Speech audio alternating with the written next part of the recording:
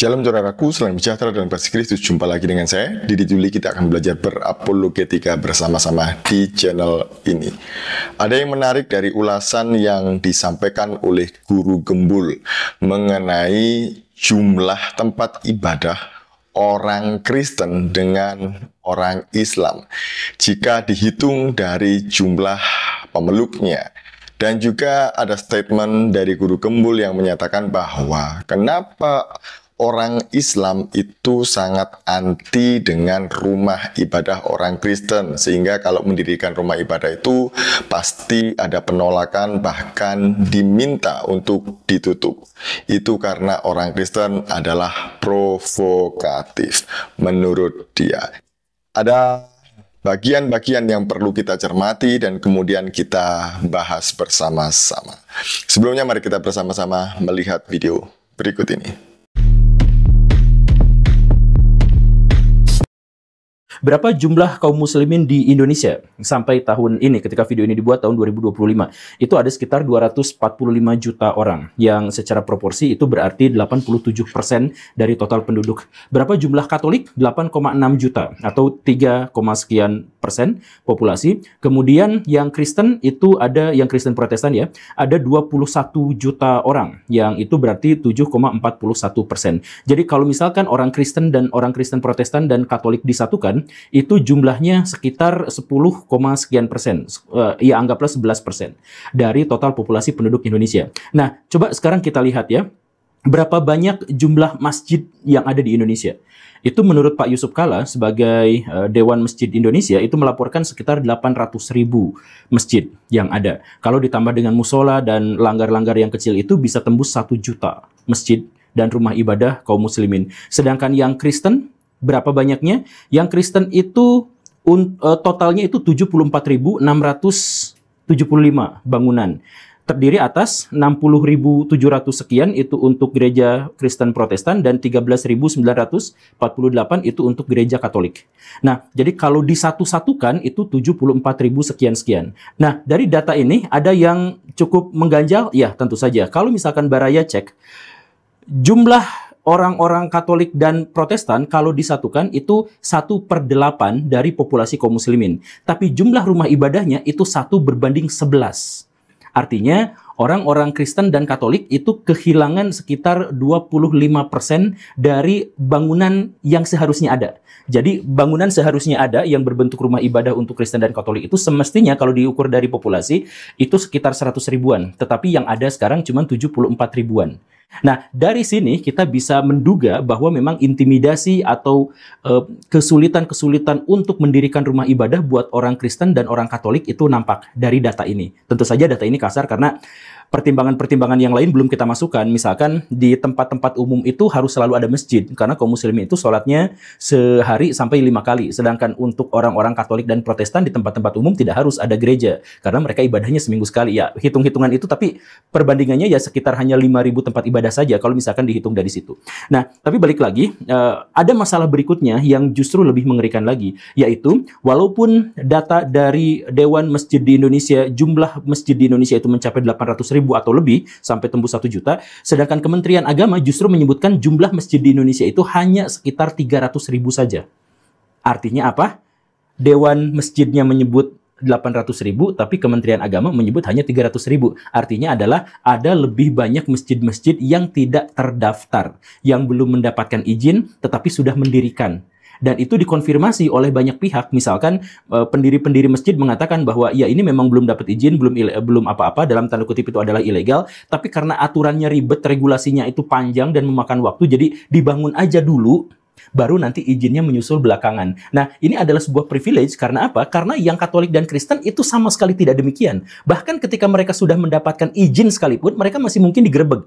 Apalagi untuk mendapatkan izin dari tetangga, dari wilayah sekitar itu sulitnya luar biasa. Bisa memakan waktu sampai 5-15 tahun hanya untuk mendirikan satu rumah ibadah saja. Nah, jadi masjid itu dipermudah sehingga 500.000 atau setengah juta masjid di Indonesia belum terdaftar di Kementerian Agama, tetapi yang gereja itu bahkan sampai sudah dapat izin pun masih bisa disegel.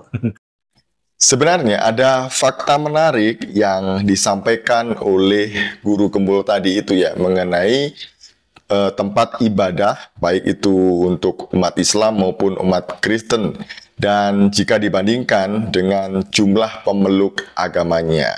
Nah, Guru Kembul tadi itu menyampaikan sebuah data dan fakta di lapangan ya, bahwa menurut Dewan Masjid itu ada 800-an masjid yang terdaftar di Dewan Masjid, yang ketuanya adalah mantan wakil presiden yaitu Bapak Yusuf Kala. Namun jika dihitung juga dengan musola yang ada, itu kira-kira jumlahnya itu mungkin bisa lebih dari 1 juta. Wow, ini sebuah angka yang cukup fantastik yang disampaikan oleh Guru Kembul tadi itu ya. Menariknya, kemudian Guru Kembul juga menyampaikan sebuah fakta bahwa ternyata dari 800.000 itu yang tercatat di Kementerian Agama hanya 300 ribuan saja. Jumlahnya ini sangat berbeda jauh ya. Selisihnya itu 500.000. Jadi yang 500.000 itu kemana? Kok tidak terdaftar di dalam Kementerian Agama? Apakah ini tidak ada izin? Menurut Guru Kembul, bisa jadi karena memang umat Islam, karena mereka mayoritas, itu memiliki hak istimewa di negara ini, yaitu bisa mendirikan masjidnya dulu, baru mengurus izin belakangan. Ya, masjid dulu dibangun, baru izin belakangan. Tapi kok tidak kunjung ada laporan ke Kementerian Agama? Berarti itu tidak terdaftar alias tidak ada izin.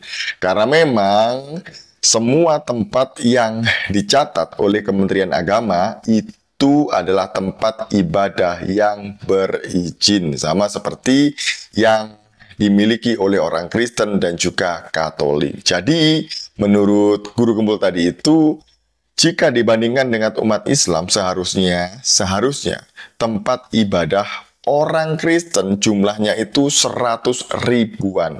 Tapi ternyata hanya ada 74.000 saja. Itu artinya sekitar 26.000 tempat ibadah orang Kristen yang seharusnya terbangun itu tidak bisa dibangun oleh karena kendala izin dan juga tekanan dari kaum intoleran. Jadi sangat banyak sekali tempat ibadah yang ditolak dari umat Kristen ini oleh yang dikatakan oleh Guru Kembul tadi itu sebagai kaum intoleran. Nah, Kenapa bisa terjadi seperti itu? Umat Islam dengan mudahnya mendirikan tempat ibadah sehingga orang Kristen sulit untuk mendirikan tempat ibadah. Ya karena tadi itu ya, privilege sebagai mayoritas. Wow, sebenarnya hukum ini ada untuk siapa? Sebenarnya konstitusi dibuat ini untuk siapa? Bukankah undang-undang menjamin semua warga negara Indonesia untuk memeluk agamanya masing-masing dan juga untuk menjalankan agamanya masing-masing? Dan negara seharusnya memfasilitasi agar umat ini bisa memiliki tempat untuk menjalankan agamanya dan juga menjalankan aktivitas agamanya. Nyatanya bagi umat Kristen tidak seperti itu. Menurut Guru Kembul, kenapa banyak gereja yang akhirnya ditolak meskipun sudah ada izinnya, itu diminta untuk dicabut bahkan ditutup? Karena menurut dia orang-orang Kristen itu provokatif ya. Mari kita lihat videonya. Jadi sekali lagi kalau ditanya apakah di sini ada intoleransi, ada jejak-jejak intimidasi dan persekusi, ya jelas di sini ada dan kentara dan jelas berdasarkan data. Tetapi kalau misalkan kita melihat dalam skala yang lebih kualitatif, kenapa bisa seperti itu? Ini nampaknya bukan hanya gara-gara kebodohan dari sebagian kaum muslimin, tetapi gara-gara provokasi dari orang-orang Kristen itu sendiri. Nah, jadi saya minta di video ini orang-orang Kristen harus introspeksi. Orang-orang ya khususnya yang melakukan penginjilan-penginjilan secara sporadis dan berantakan itu, kaum evangelis misalkan, itu saya minta baraya semua juga harus introspeksi untuk dalam hal ini. Yuk kita misalkan mulai beberapa kajian di antaranya ya. Kenapa kaum muslimin itu begitu takut, begitu resisten terhadap keberadaan gereja? Karena mereka itu dihembuskan oleh isu-isu tentang murtadisasi atau pemurtadan atau kristenisasi. Dan kalau misalkan kita berbicara tentang kristenisasi, itu data-datanya yang diajukan itu dari kalangan Kristen sendiri yang demi pemasaran, yang demi menutupi keborokan mereka, mereka biasanya mengeluarkan data-data yang bombastis dan sangat provokatif. Misalkan, ada beberapa data yang nampaknya dalam hal ini benar. Misalkan ya, kaum evangelis itu yang biasa nyebarin Kristen itu ya salah satu sekte tapi yang paling agresif dalam menyebarkan kekristenan itu kaum evangelis itu naik 3 kali lipat dalam 50 tahun terakhir. 3 kali lipat lebih cepat daripada penganut agama lain dan bahkan 2 kali lipat daripada pertumbuhan ajaran agama Islam. Betul, betul. Tapi ini kalangan evangelis ya. Itu yang pertama. Kemudian data yang berikutnya World Christian Encyclopedia itu menyebutkan bahwa sekitar 2,7 juta orang pindah ke ajaran agama Kristen setiap tahunnya. Apakah guru gembul ini tidak berkaca dan menuduh umat Kristen itu provokatif dan menyebar data di internet secara ugal-ugalan dan tidak introspeksi diri? Bukankah kita, baik agama Kristen maupun Islam, itu adalah agama yang misioner, yaitu agama yang saling bukan hanya menjalankan agamanya, tapi juga mendakwahkan ajaran agamanya. Jadi jangan hanya orang Kristen yang dituduh sebagai kristenisasi. Islam dengan mudah mengundang Zakir Naik datang ke Indonesia untuk dakwah di tempat-tempat terbuka, tempat-tempat umum. Kalau itu orang Kristen, apakah mungkin bisa terjadi? Tentu saja tidak. Jadi guru gembul ini sangat tidak berkaca kepada apa yang terjadi pada fenomena yang terjadi di Indonesia. Jadi itu ya, sangat ajaib sekali memang kalau kita melihat kenyataan di Indonesia ini. Dan sangat miris apa yang terjadi bagi kita orang Kristen. Seharusnya kita mendapatkan hak yang sama karena dijamin oleh undang-undang yang sama dan dijamin oleh konstitusi yang sama. Negara seharusnya tidak boleh memihak kepada kaum yang manapun, entah itu mayoritas atau minoritas. Negara seharusnya berada di tengah-tengah dan memfasilitasi semuanya. Sekian dari saya. Shalom, salam waras. Tuhan Yesus memberkati kita semuanya.